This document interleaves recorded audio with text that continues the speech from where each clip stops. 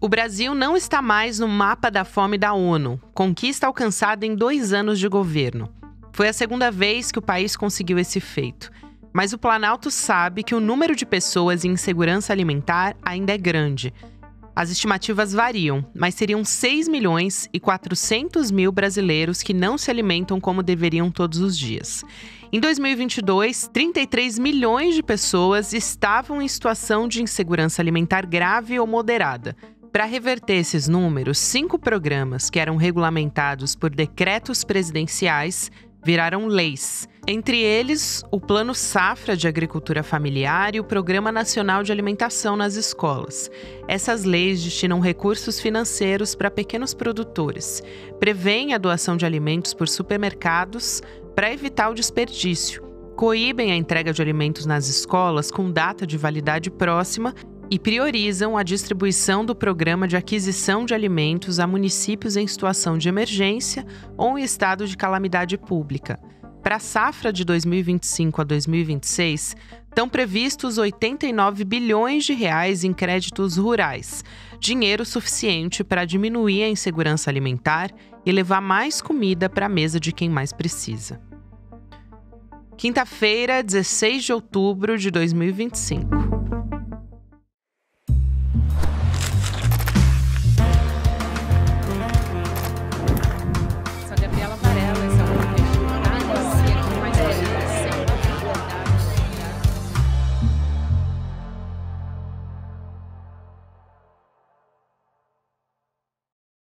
Olá, seja muito bem-vindo, seja muito bem-vinda. Eu sou a Gabriela Varela, está começando mais um videocast em detalhes. E aqui de segunda a sexta-feira a gente analisa uma temática, uma notícia importante do momento. Hoje a minha convidada é escritora, educadora, coordenadora geral também do Instituto Comida e Cultura, que é a Ariela Doctors. Ariela, bem-vinda. Muito obrigada. Eu que agradeço o convite. Ariela, obrigada, Gabi. Acho que a gente tem muito a conversar. E esse ano a gente teve uma notícia que acho que foi a principal nesse sentido, que foi o Brasil saindo do mapa da fome. Isso foi muito simbólico. Mas a mais recente que a gente tem é a notícia, os dados, da verdade, do IBGE, dizendo que a fome está atingindo quase 7 milhões, vou ser bem exata aqui, 7,48 milhões de pessoas no Brasil. Esse é o menor nível em 20 anos. Então a gente teve uma insegurança alimentar grave que caiu 23% no ano passado, em 2024. E falando principalmente de crianças, jovens e mulheres em domicílios pobres. Qual é o cenário, pegando com base esses dados recentes que a gente tem, que você visualiza para o Brasil em comparação com os últimos anos que a gente teve? O Brasil chegou a voltar para o mapa da fome também. Então, a gente está saindo dessa situação agora?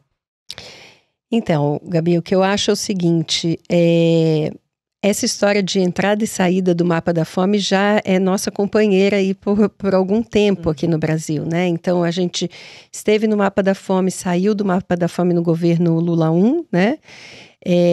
Por conta de uma série de programas e políticas relacionadas à segurança alimentar aqui no nosso país. E a gente consegue sair, na sequência, a gente muda de governo, infelizmente essas políticas são derrubadas. A gente teve o agravante da pandemia, né, naquele momento, e aí a gente tem um número muito grande de pessoas com insegurança alimentar grave e gravíssima, né, porque são vários níveis. Então, quando agora o retorno desse terceiro governo Lula, a gente vê que essas políticas, elas foram reimplementadas e de alguma maneira, rapidamente, pelos dados que saíram, a gente também percebe que foi coisa de 1 ano, a gente conseguiu sair do mapa da fome e chegar a patamares, inclusive, muito bons, né, de segurança alimentar aqui no nosso país. Aí a pergunta que fica, assim, para mim é por que esse entra e sai, né? Por que as políticas de segurança alimentar, elas estão relacionadas tanto aos governos e que não, na verdade, teriam que ser práticas como a educação, a saúde, né? E a alimentação, ela está fora dessa discussão, né? Ela sempre é um plano de governo e não uma coisa já instituída, né? Como deveria ser. Apesar do direito humano à alimentação adequada e saudável já está na nossa Constituição desde 1988. Então, fica essa dúvida e como é que e esse questionamento de como é que a gente se mantém fora desse mapa da fome, Precisa né? de uma política de continuidade. Então. Exatamente. Então, eu acho que a gente precisaria pensar um pouquinho melhor, para além dessas políticas que já estão implementadas, como é que a gente faz uma mudança estrutural mesmo, né? Eu aqui vou puxar a sardinha para o nosso lado, do Instituto Comida e Cultura, porque a gente acredita muito, a gente nasceu com essa missão, né, de levar a educação alimentar e nutricional para as crianças desde a primeira infância, né, pensando nessa mudança realmente de paradigma, para que a gente consiga fazer com que a segurança alimentar e a soberania alimentar aqui no Brasil seja perene, seja contínua, né, e que a gente consiga fazer com que os próprios cidadãos entendam esse direito que eles têm à alimentação adequada e saudável, né? Que é para além do direito à saúde, o direito à habitação, o direito à educação. Então, quando você fala em direito humano à alimentação adequada e saudável, você está falando de um direito que abre as portas para todos os outros, né? Porque sem alimentação, a gente sabe que uma criança não consegue nem ter um bom desenvolvimento biopsicossocial, ela não consegue aprender, né? E ela não consegue se tornar uma cidadã crítica, né? Muito interessante você falar dessa questão da infância, porque eu me lembro, eu fui uma aluna de escola pública estadual a minha vida inteira. E para muitos colegas da minha escola, a refeição da merenda era a única refeição que essa criança, adolescente, ia fazer no dia. Então, e os pais muitas vezes ficavam tranquilos porque a criança tinha justamente uma refeição na escola e isso ia diminuir a carga também em casa. Essa família que muitas vezes estava em alguma situação de insegurança alimentar.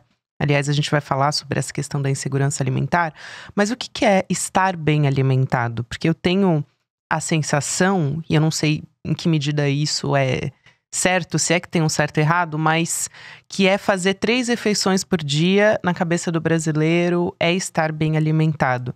É isso? Ou depende da qualidade dessas refeições? Qual que é a avaliação? Pois é, eu acho que é complexo também, porque acho que depende não só da qualidade, mas da quantidade.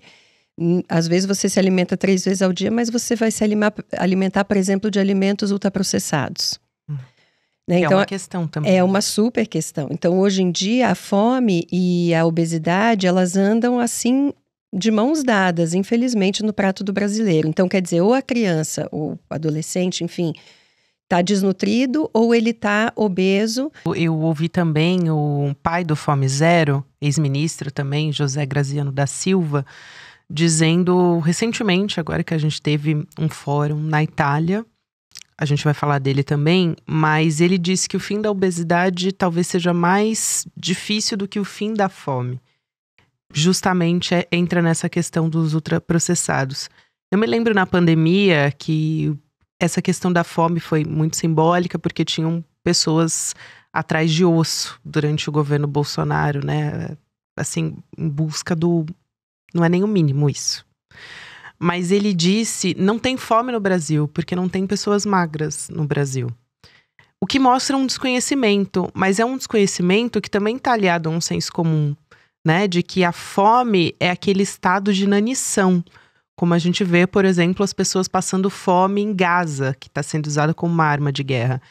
Então, você estar obeso, ou enfim, não estar magro, não quer dizer que essa pessoa não está passando por um processo de desnutrição, né? Exatamente. Perfeito. Então, quer dizer, tem esse equívoco, né? Porque a gente tem uma construção aí, né? Tem uma fantasia que vem lá dos anos 40, né? Que a gente tem a pessoa que está passando fome, ela está muito magra. Só que o que aconteceu? A indústria do alimento, ela foi se modernizando, muitas aspas aí, e criando alimentos que, na verdade, são mais baratos. Eles estão mais baratos atualmente do que os alimentos in natura, né? Os alimentos ultraprocessados, eles antigamente eram mais caros, mas atualmente eles estão mais baratos. Então, a população mais carente tem mais acesso, acaba comendo para matar aquela fome e ela fica desnutrida.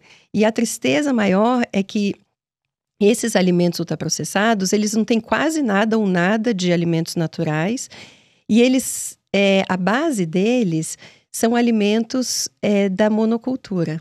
Então, quer dizer, a gente está causando um mal para os indivíduos, para a saúde individual das pessoas e também um mal para o meio ambiente, para o planeta. Porque as monoculturas, elas devastam florestas, né? Então, a base de toda essa alimentação ultraprocessada, se você pegar os pacotinhos e ler os ingredientes, açúcar, farinha, trigo, né? Açúcar, trigo, soja e milho. Então, que são alimentos da monocultura no Brasil, né? A gente sabe que o Brasil é considerado celeiro do mundo. Então, como é que um Brasil, um país com terras tão extensas, né?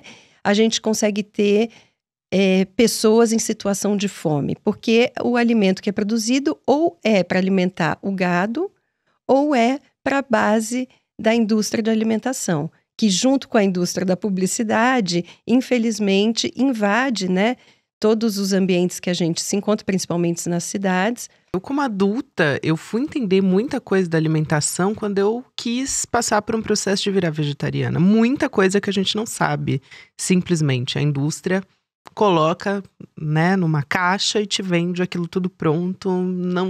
A gente não tem uma explicação de como aquilo chegou até a gente. E com a falta de tempo atualmente, né, é muito mais fácil você comprar uma coisa pronta Exato. do que você ter que cozinhar e fazer e entender a importância disso, né? Então, eu insisto em dizer que a escola e a educação para essas crianças desde a primeira infância é um lugar muito apropriado para a gente poder trazer todos esses assuntos. E o alimento, ele, além de tudo, ele une as pessoas, né? Ele é uma possibilidade de confraternização. A criança consegue trabalhar várias habilidades que não estão no currículo, né? Que são habilidades sociais, psíquicas, né? De trabalhar em equipe, por exemplo, né? De trazer para fora o que está dentro dela e colocar ali na feitura de um prato. Enfim, tem várias coisas importantes que estão relacionadas com essa educação alimentar, né? Que pode promover direitos aí, inclusive o próprio direito humano à alimentação adequada e saudável, né? Isso. E eu queria voltar a essa questão da saída do mapa da fome, porque eu li uma entrevista muito boa com um geógrafo, professor da Universidade Federal do ABC, o José Raimundo Ribeiro, que é um estudioso de pobreza e de fome também. E ele estava falando sobre essa saída do que ele disse que é uma saída do mapa da desnutrição crônica. Mas ele foi além para dizer que essas questões relacionadas à fome, insegurança alimentar, elas estão ligadas à política de emprego e renda. A gente teve um processo de reforma trabalhista, previdenciária, congelamento de salários, enfim, que tudo isso contribui. Aliás, claro, não vou nem falar do agravamento da pandemia e do governo Bolsonaro, mas já no governo Temer já havia piorado essa crise alimentar no Brasil. E é interessante porque o presidente Lula, ele lançou um artigo em 9 jornais de diferentes países, porque ele teve agora no Fórum Mundial da Alimentação da ONU, e aí esse artigo foi publicado conjuntamente. Mas o título desse artigo diz que a fome é uma escolha política. Eu achei isso muito forte. Eu quero te ouvir sobre isso, à medida que a gente teve também, aliado a isso, agora no final de setembro, 5 leis para estimular a agricultura familiar, fomentar a distribuição, produção de alimentos. O quanto um país faz uma escolha política nesse sentido? Olha, isso realmente está totalmente ligado à escolha política. Eu concordo absolutamente com o que o Lula falou, porque desde a época do geógrafo e médico Josué de Castro, que estuda justamente, né, ele escreveu o livro Geografia da Fome, e ele já dizia isso, né, que a fome é uma escolha política, porque não é uma questão de produção de alimentos. Como a gente sabe, aqui no Brasil a gente tem muita produção de alimentos, seja do agronegócio, seja da agricultura familiar, né, a gente tem uma produção suficiente para alimentar todo o povo.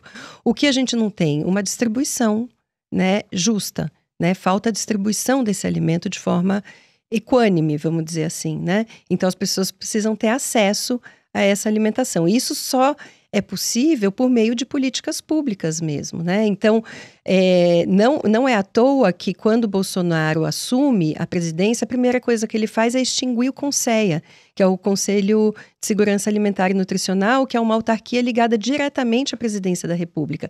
E no momento que o Lula volta, a primeira canetada que ele dá é refazer o CONSEA, né, que é um órgão muito importante e que ajuda a pensar em todas essas políticas e programas relacionados à alimentação.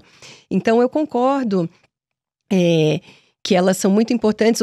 Quando a gente saiu da primeira vez do Mapa da Fome, a gente tinha o Bolsa Família, né, que é um programa de renda, a gente tinha o PENAI, continua tendo, né? A gente tinha o PA, que é o Programa de Aquisição de Alimentos, enfim, a gente tem aí uma série de possibilidades, então a gente já sabe como fazer, né? Tanto é que a gente sai, a gente volta e a gente... Agora a gente sai de novo do Mapa da Fome, como eu te disse ali no começo da nossa conversa, de forma muito rápida. Então, isso quer dizer que a gente... tem ali já o entendimento de como não estar no Mapa da Fome. A gente não deveria nunca estar. E a ideia agora é dar um passo além, né? Entender como é que a gente não volta mais para ele, né? Como é que essas políticas podem ser implementadas e ficar independentemente do governo, né? Então, eu acho que isso é uma coisa muito importante da gente se pensar. E eu estive lá justamente quando o Lula, agora 10 dias atrás, em Brasília, promulgou essas 5 leis relacionadas à segurança alimentar no país. São leis super importantes, relevantes. Uma delas é relacionada justamente ao PENAI, porque ela aumenta o per capita por criança, que é uma coisa super importante, porque isso dá qualidade à alimentação, né? Então, a gente tem um programa que é bom, é robusto, promove a alimentação de milhões de crianças todos os dias no nosso país, né? Às vezes a única alimentação do dia, como você mesma bem colocou. E ele ainda aumentou de 30% para 45% a compra da agricultura familiar.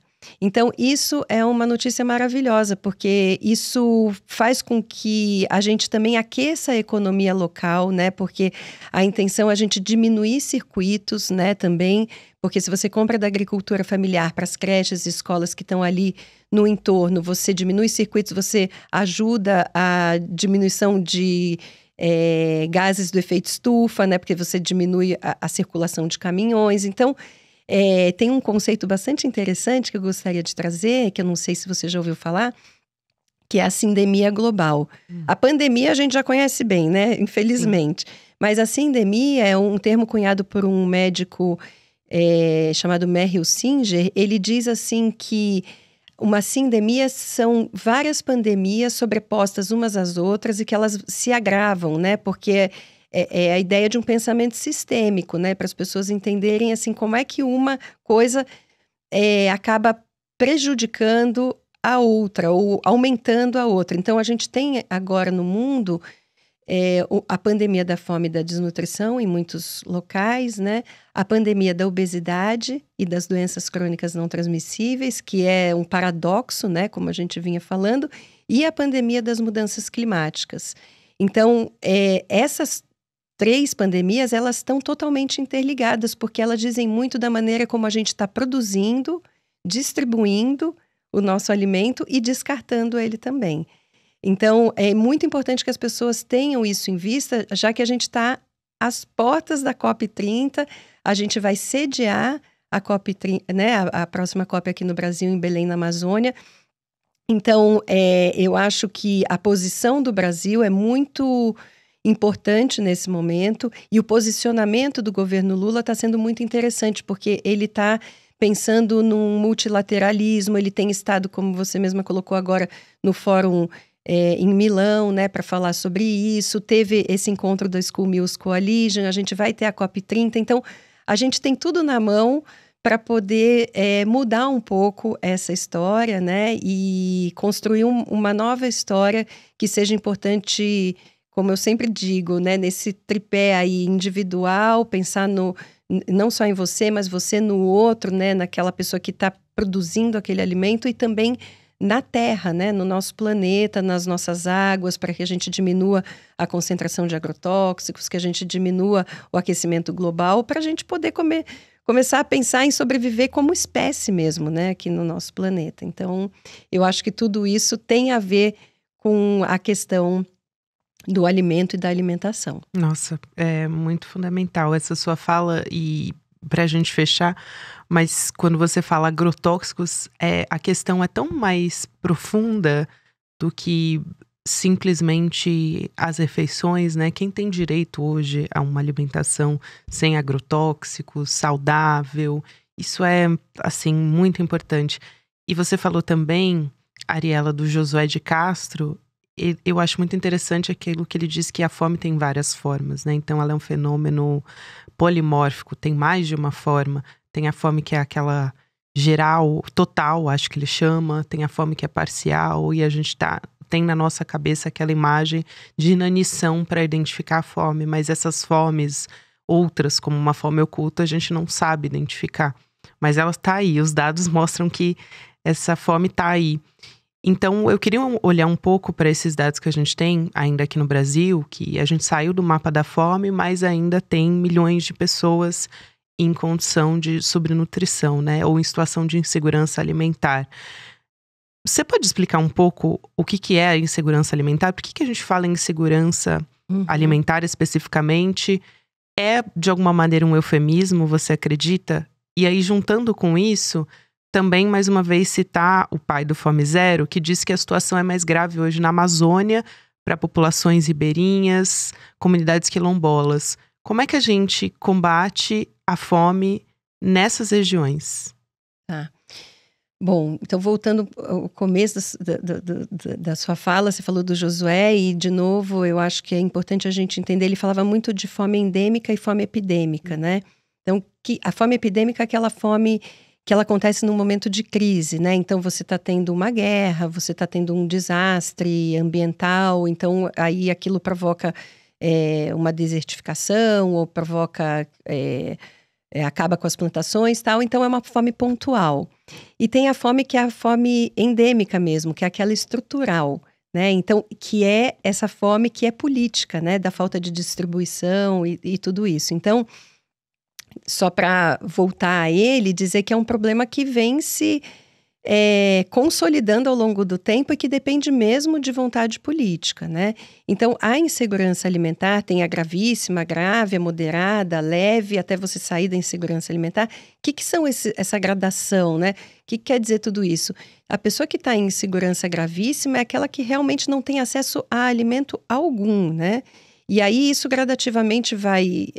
você vai... mudando de nível à medida que você tem acesso a uma alimentação. Por exemplo, você sabe que...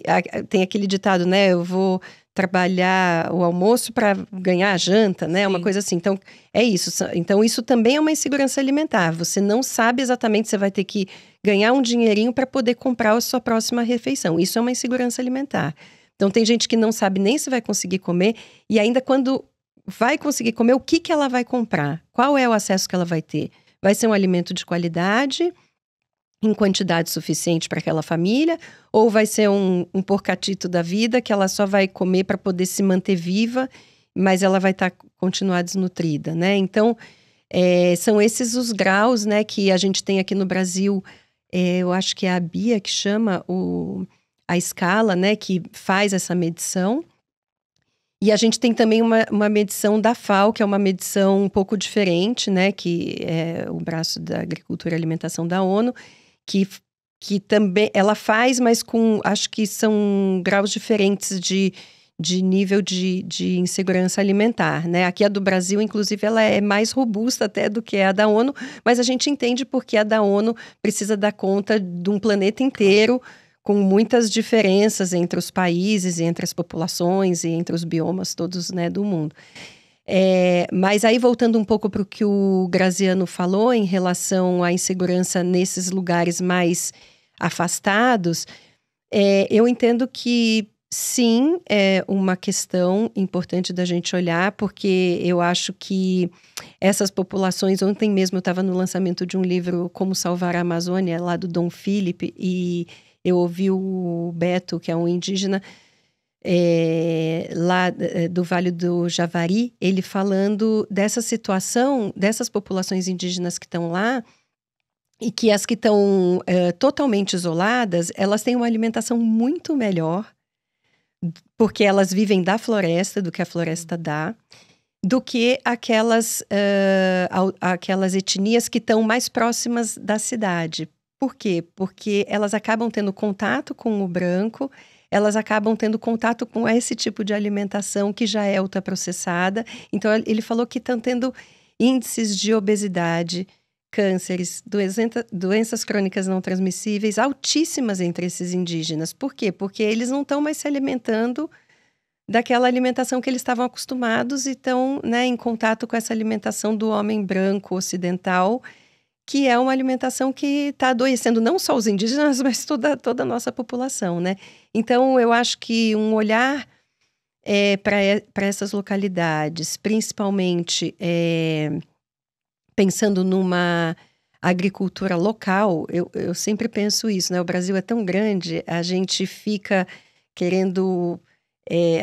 outro dia eu estava na Chapada dos Guimarães e aí eu estava numa escola lá e aí tinha um lanche. Eu falei, nossa, mas essa castanha que vocês têm aqui vem de algum produtor local?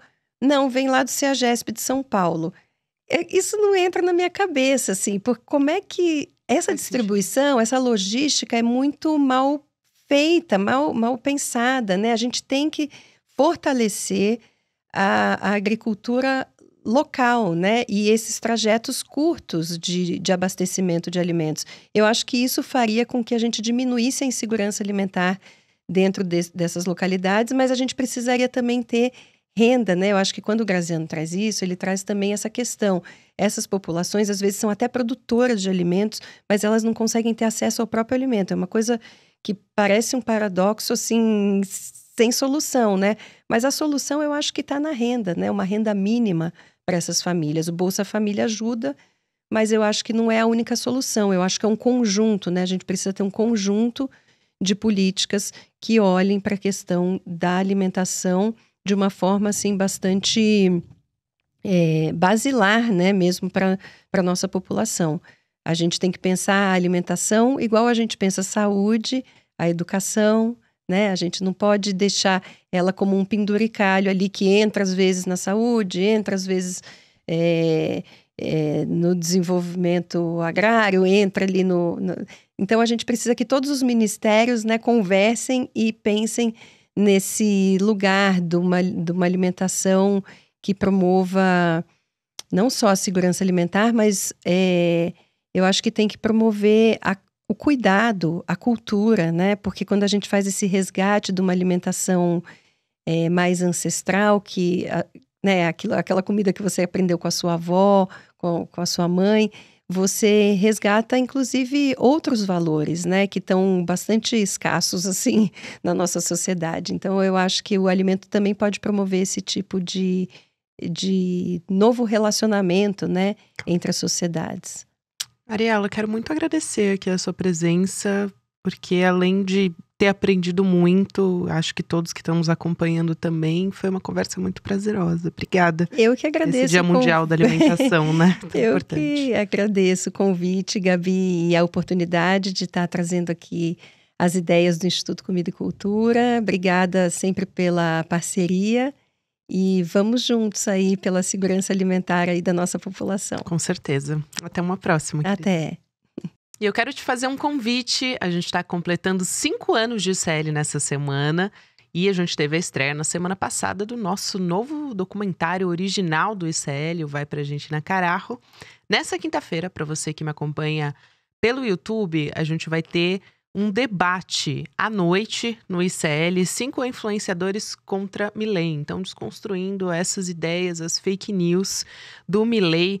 Os convidados são a Lawane Schultz, Humberto Matos, a Martina Giovanetti, Luísa Pereira e também o José Cobori. Então, você pode acessar icl.com.br/debate para garantir essa vaga nesse encontro que vai acontecer às 8 horas da noite. Obrigada a você que me acompanhou até aqui. Agora tem o Mercado e Investimentos, depois o Rolê ICL. Você pode ouvir em detalhes em qualquer momento do seu dia. Dá play na plataforma de áudio. Até amanhã. Vai pra Argentina, Carajo levantou uma pergunta que ninguém conseguiu responder. O Milei é um gênio econômico ou apenas mais uma cobaia neoliberal da extrema-direita? No dia 16 de outubro, 5 influenciadores vão enfrentar diretamente essa pergunta num debate mediado por Caroline Sardá e William De Luca. Serão diferentes visões, argumentos e provocações em torno de um mesmo tema. O que de fato está acontecendo na Argentina? E o que isso diz sobre nós, aqui no Brasil? O evento será gratuito, online e ao vivo.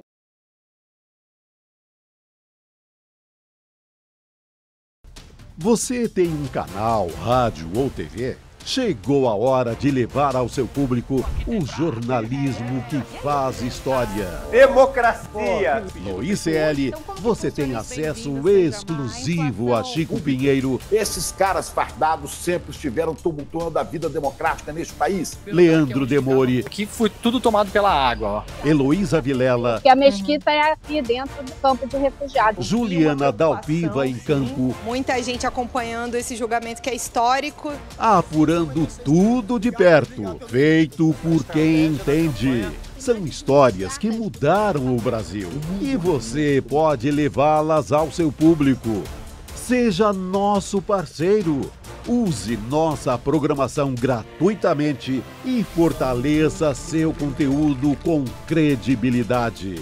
Acesse icl.com.br/parceria. Juntos, levamos a verdade mais longe.